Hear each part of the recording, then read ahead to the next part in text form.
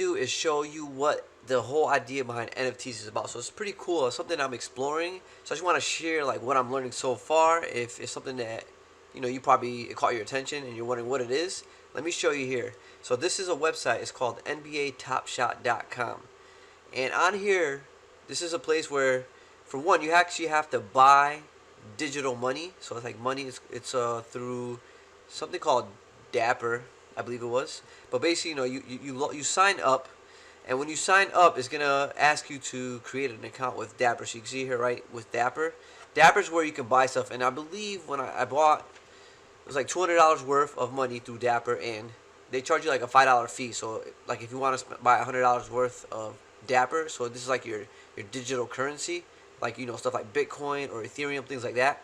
They're gonna charge you $5, so it's about 5%. It's a little bit more than $5.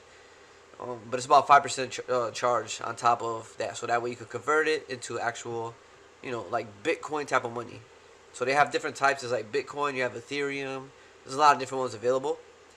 And so let me just show you pretty much what I learned so far. So here we have, if you're wondering like what is an NFT? NFT is a non-fungible token, and think of trading like when you buy a basketball card, a physical card, you buy it and you own it, and if it's become very valuable because of the rarity of it, then you can sell it for more money in the future if you want. But it's a collector's item. It has to do with collecting things.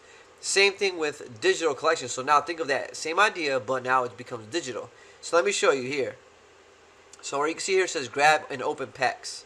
So you click on that, and the crazy thing is these things sell out so fast, which is why it caught my attention as in terms of the idea behind investing in things like Bitcoin or Ethereum, like the different types of digital currency.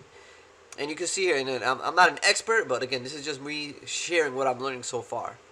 And you can see here we have base set series, right? So you can pre-order. So you can see here this is already sold out, but if I click on it, you can see that they charge you $100 for this pack. And then they tell you like over here like some details about what's included. And you can see here it says there's one rare metallic gold series 2, 5 times base set. So they're selling digital cards, and what it looks like. So let me show you. There's like a thing called marketplace, because when you buy a pack, if you're lucky enough to get your hands on a very rare card, a digital card, you can resell it in something called the marketplace, and you can see what they're going for. It's ridiculous. Like look down here, latest listings. Kawhi Leonard, you can see $172. Steph Curry, $3,500. Like if I click on that, this is what your digital card looks like when you buy it. So you can see it's like a little video clip.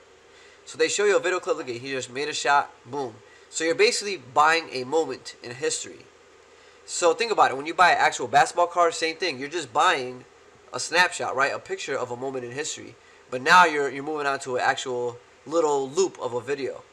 And that's what it breaks down to. And you can see that you can see different information that's included. So if you click on different thumbnails. And what you can do is basically, if you own it, you can say I own this. And the way I see it, that makes this a really interesting idea is because you have things like virtual reality where you put on the goggles. We're becoming a very virtual world where you're going to be, I guess not 100% virtual, but there's a thing called augmented reality. So we could, augmented reality is basically like you're basically putting together the real world and the digital world. So I could go over, let's say for example, I went to somebody's house and they wanted to show me their collection of cards. Well, they can, somehow, either if we both have virtual reality glasses, they could show me the cards through that, or they could like do like something like in I forgot what movie it was. It was with Tom Cruise where he was able to like swipe up something from his hand onto a screen and then show them like some clips or videos or whatever they want to show them. But basically, there's a lot of belief in this because you can see that people are buying these things and they're selling out like super fast. I'm talking about, I actually tried to buy one and I couldn't get my hands on one because as soon as like they became available, it was like, I think it was like over 50,000 people were in line and there were only like 10,000 packs available. And people were waiting for like hours at a time just to get their hands on a pack. It's crazy. But look, you can see here that, so here's what I learned so far, because I didn't really understand this stuff with the serial numbers. But basically, if you click here, you can buy this is the same exact thing, but they go based on different serial numbers. Just like in a real card, you can have the same reprint of a card. But what makes the card more valuable is, if you go back here to Steph Curry, you can see here he is number 30, I believe, right? And the way it works is like if you're able to get your hands on a serial number of this clip that is number 30, because that's the one that has the most value. So if I go over here to the serial number, if anybody has a number 30, it's going to be pretty much is going to be the most valuable one, because that's what's preferred, to have the serial number match the number of the player. And I can see there's none listed here, but you can see the prices like are crazy. Like this is the lowest ask right now, $3,500 for that clip. Some people are asking upwards of like $200,000. Like it's crazy, and it's believable. I don't know if this clip is worth that much, but there is already evidence that some cards. I think there's like a LeBron James one that sold for over $280,000. Let's see if I can find that. All right, so here I found it. So here it says again. This is an article from Market Watch. What is an NBA Topshot? So that's kind of like what I'm showing you, what it's all about. Everything you need to know about the digital asset with over $230 million in transactions. So like people are really buying this stuff. So you know it's proof that you know this digital currency, we're talking about Bitcoin, Ethereum, things like that, that we're shifting in that direction. And look down here, you can see here that. So you can see here, look at this one is an example they sold. They call them moments. It says here there's an example of a moment recently sold $208,000, and this is the one that they sold. Watch. So boom, a dunk, and it's crazy. Like you can see how good of a clip that is to own, right? To say that you own it. And again, and this is the thing you might be wondering, like, why would you want to own something that you can just go onto YouTube and get the same thing, right? Or you can go on to take a cell phone and screenshot it or screen record it.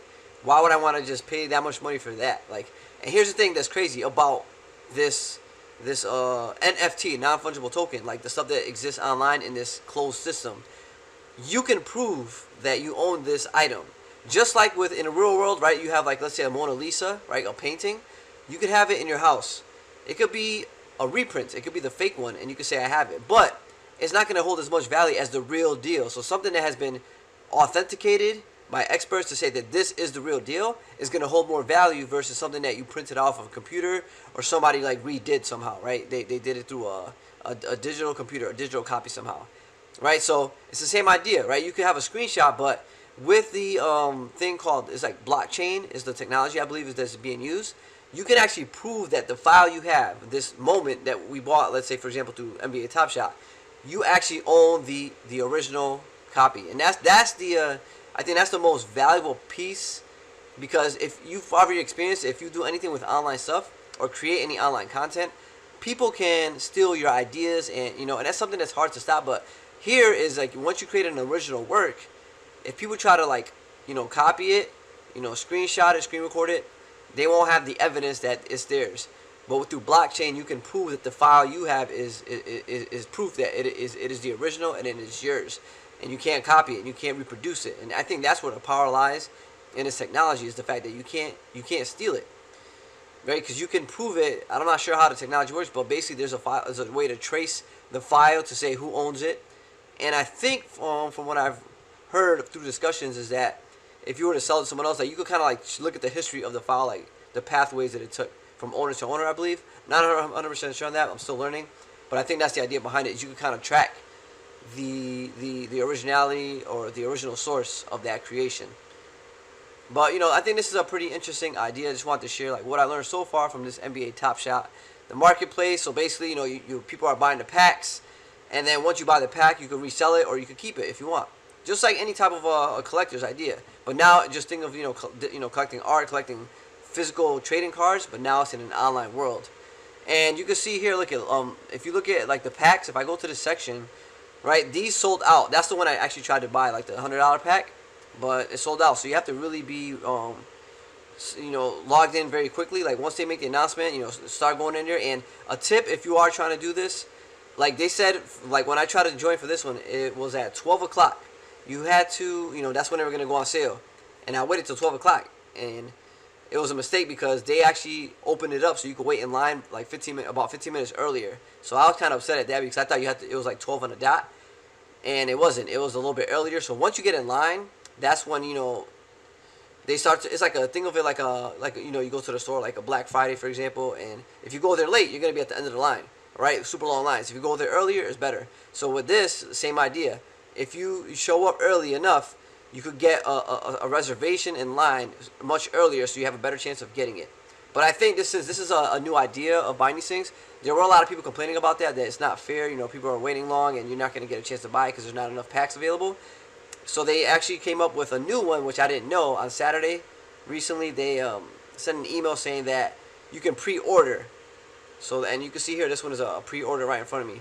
You can pre-order this that way to give a chance to people to get one that couldn't get their hands on one.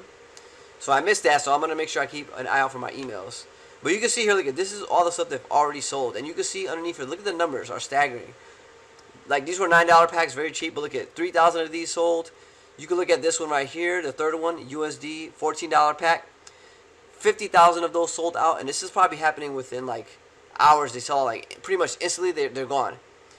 So they've sold thousands, like literally hundreds of thousands of packs. Like it's crazy.